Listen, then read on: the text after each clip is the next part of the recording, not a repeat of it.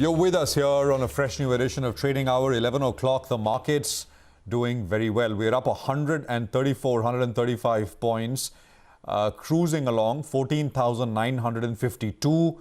And we're making up for lost time in a way, making up for the underperformance from last week in a pretty large way. You look at markets in terms of how they shut shop overnight, and you can see that there is a clear outperformance, not just today. I mean, that was there yesterday. It was there day before yesterday as well. That big correction happened on Monday, but post that, it's been so far up and up. Lots to talk about here in terms of sectors, stocks. With me over the next 60 minutes, my colleague Rima. Hi, Rima. Hi, Prashant. Morning. Who would have thought after that crunching blow of 230-point knock on the Nifty that we had in Monday's trade that the markets would be up for the week? So, in fact, given the buying that we've seen in the last 3 days, the Nifty is up close to about 0.5% so far this week. From Monday's low, it's been a 500-point recovery, and now we're pretty close to that 15,000 mark. And I guess once we cross it, we'll soon set our eyes on our lifetime highs of 15,431. But as you pointed out, we've got lots lined up for you in the next 1 hour. So let's tell you what you should expect. Now, Nomura is reallocating their money from the cyclicals to defensives. We'll discuss the headwinds and the outlook for the Indian markets with Saion Mukherjee, the MD and Head of India Equity Research at Nomura India. Well, lenders get set for interest on interest hit and higher provisioning in the fourth quarter. We tell you what this means for banks, as there is still no clarity on whether the government will bear the share burden of this waiver. Steel stocks spike on the back of brokerages turning positive. Details of brokerage commentary later on the show. Macro tech developers, popularly known as Loda, is attempting to go public for the third time. The IPO is open right now. The 2,500 crore rupee IPO is open for subscription. As I said, we speak with Deepak Shenoy to understand what he makes of this issuance and whether you should put your money in it or not. Okay, so that's basically what's lined up here over the next 60 minutes. But right now, let's go straight across to Saion Mukherjee, Managing Director and Head of India Equity Research at Nomura India. Saion, thanks very much. It's always a pleasure to have you here. Thanks very much. I want to start not with equities, Saion, but your take on what we are seeing with the currency. Is it what we saw yesterday especially? I mean, this very violent move. Was it just positioning led? People were short dollars, that kind of thing, or there is something bigger to read into what we saw. And what's the road ahead, according to you? No, I think clearly over the past few months, particularly from mid-October, we have seen good amount of FI flows, and the overall currency Indian rupee particularly has done a lot better than many of the other currencies. Now at the margin, there are inflationary pressures. As you know, the fiscal deficit is on the higher side. So fundamentally, and now of course, you have a situation on COVID and growth. There are some question marks. So fundamentally, we would not be surprised if we see some downward pressure on rupee going forward. So even if you look at yesterday's policy from the RBI, the inflation expectations have remained high, and that's something which will play in the minds of people going forward. So given the outperformance and incremental headwinds, I won't be surprised if we see some pressure on currency going forward. Saion, morning. This is Rima here. Let's talk about equities, where you are recommending a reallocation from cyclicals to defensives. Can you tell us why? What is your outlook? Yeah. So, we, for the last 6 months, right, from mid-October, the rally that we have seen is largely cyclical-led. So it's the opening up of the economy story that was kind of, playing out. Now, at the margin, we are seeing some headwinds emerging. So firstly, obviously we have the COVID situation where, the cases have already gone past the previous peak. And, frankly, I think that there is a risk that things, the number of cases go higher. There are more restrictions that you see. So clearly, there is going to be some shorter-term impact. Now, whether or not this translates into an impact over the longer or the medium to long term, we don't know. We are not, factoring that in our base case, but for sure there is an impact in the short term. Secondly, there are certain pockets, where because of higher raw material costs, particularly the sectors which are commodity consuming sectors like autos and consumers, we think there can be some pressure on margins. Now, if you look at consensus estimate, they seem to be pretty elevated, in the context of the kind of margins these companies had over the past 10 years. And finally, if you think about the rising yield, which has been a concern for some time, and we think that there can be some upward pressure there.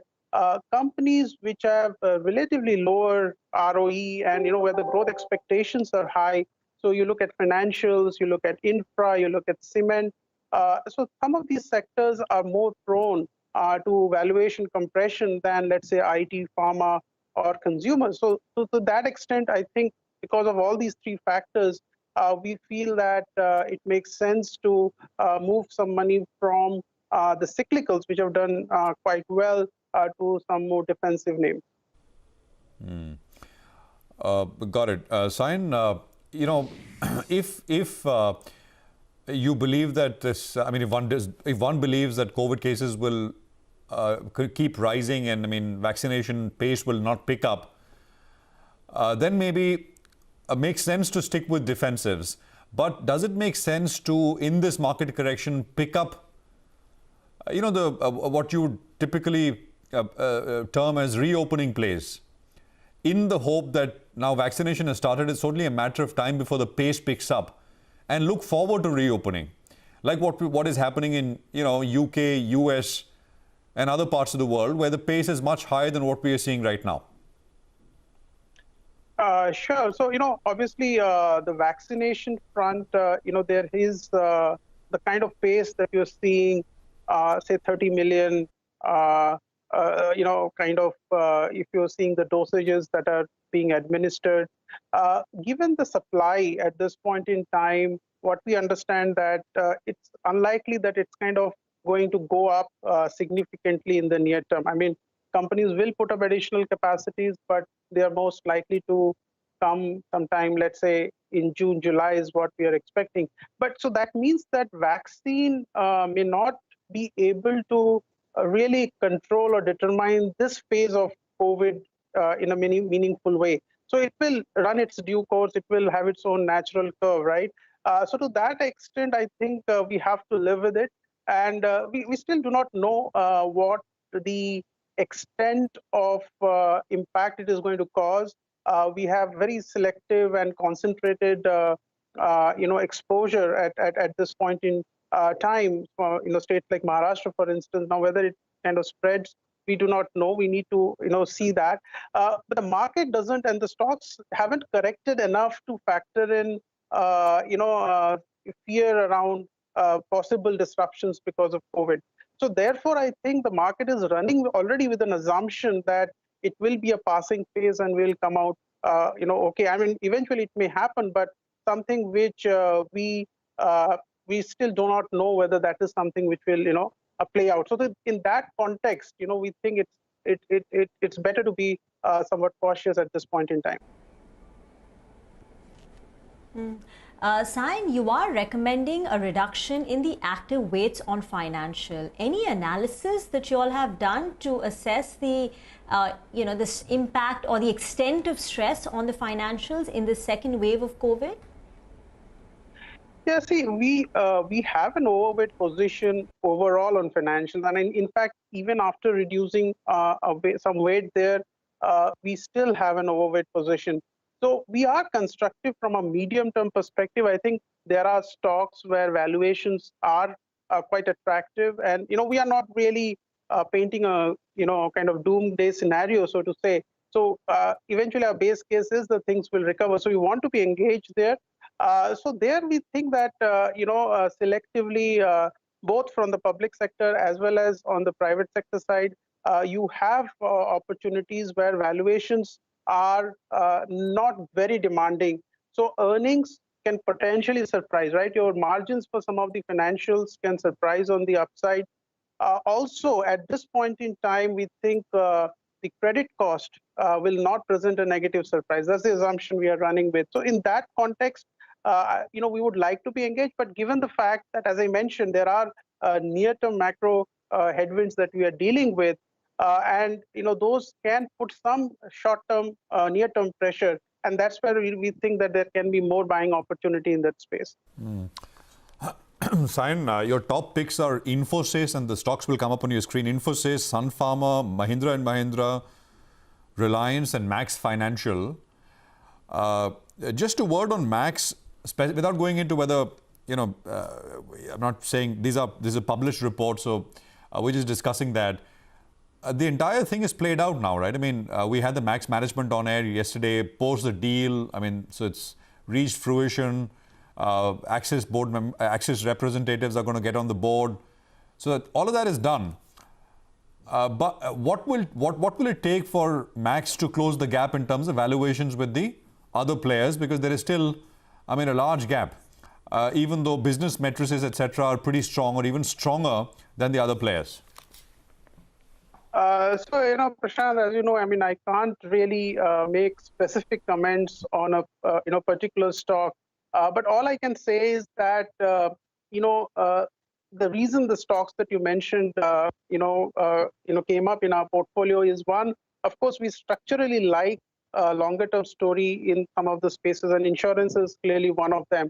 And also the valuation. We don't want to be in a stock where the valuations are significantly higher. So to that extent, I think Max is something which is in that spot.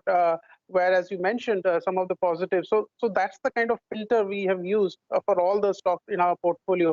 The names that you mentioned are actually, come because of that criteria that we've used. Both, long-term growth prospect and valuation.